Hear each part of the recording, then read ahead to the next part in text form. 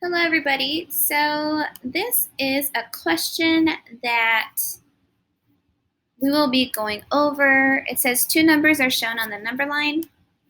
Which of the following can be between the two values? The first step is to identify the problem, what's going on in this problem. So I see two numbers, and we've learned in this unit that we have to convert these numbers to equivalent types of numbers. We have a fraction, the square root of 9 divided by 3, and then we have a different type of number. We have an expression of 2 times pi. So we want to even the playing field and make them all equivalent to decimals. That's what we learned was the best way to compare these numbers. When I put these into my calculator, I will see that the square root of 9 divided by 3 is equivalent to 1. And now 1 is a whole number, but any whole number can be rewritten as a decimal. By understanding that we could think of it as money, $1 can be written as 1.00 because the zeros are placeholders that tell us that the values in the tenths and the hundredths place value is 0. What better way to show that there's nothing in that place value by putting zeros, right? So that's how we convert this into a decimal. First number into a decimal. Okay. Now the second thing I want to talk about is 2 pi. When we put this into our calculator, we get a list of numbers. So the list of numbers is very lengthy, and so I want to round. So what I like to tell my students is 4 or less, let it rest.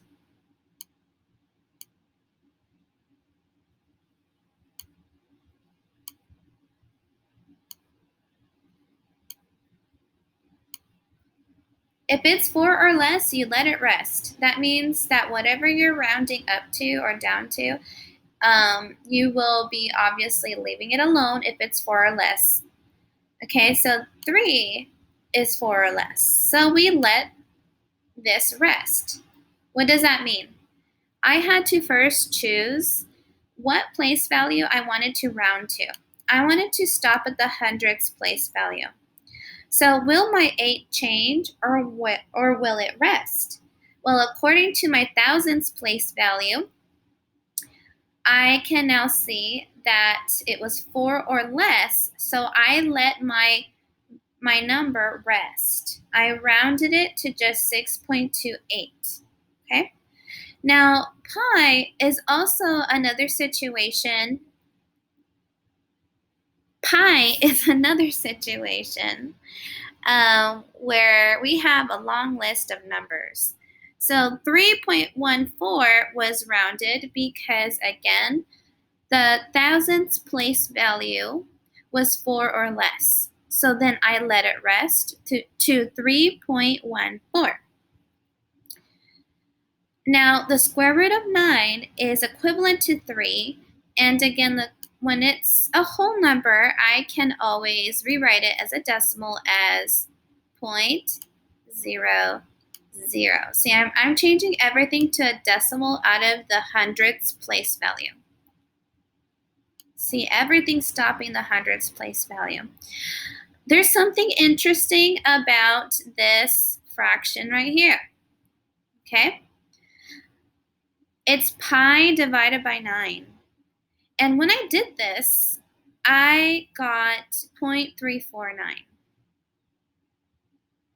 The problem with this is that, the 9 in the thousandths place value is 5 or more. So what does that mean?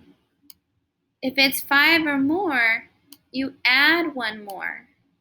I'm going to add 1. I'm going to go up 1 in my original number that I wanted to round up to.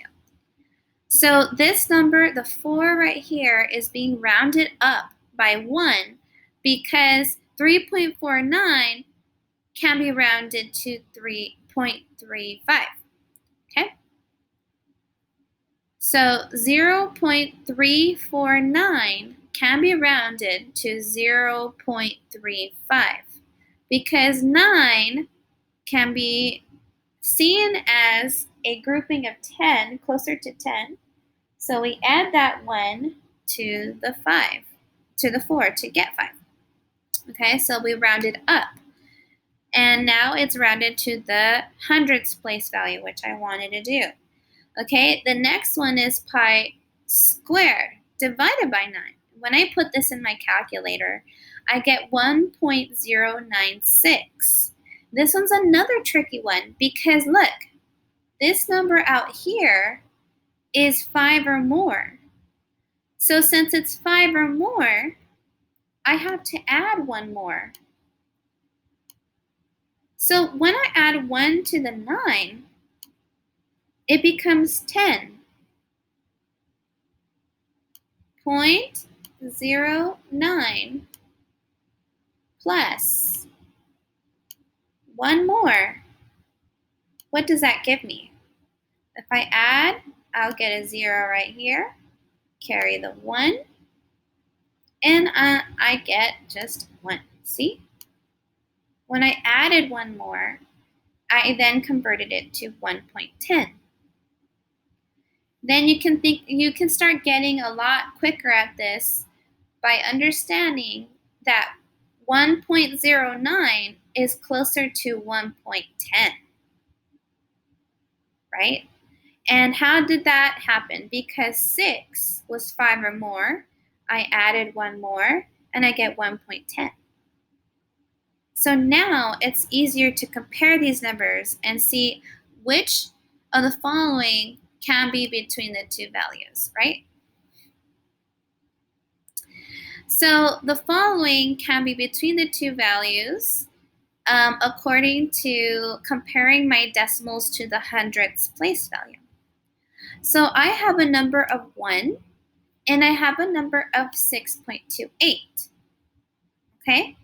So the cool thing about this is that now I have a good range that I could now focus on between about 1 and 6. So which of these is between 1 and 6? So yes, 3.14 is between 1 and 6. 3 is between 1 and 6. 0.35, if I think of it as money, actually, that's less than 1. 35 cents is less than $1. So in this case, this one right here cannot be between these two values on the number line because it's less than 1. And now over here, I have 1.10.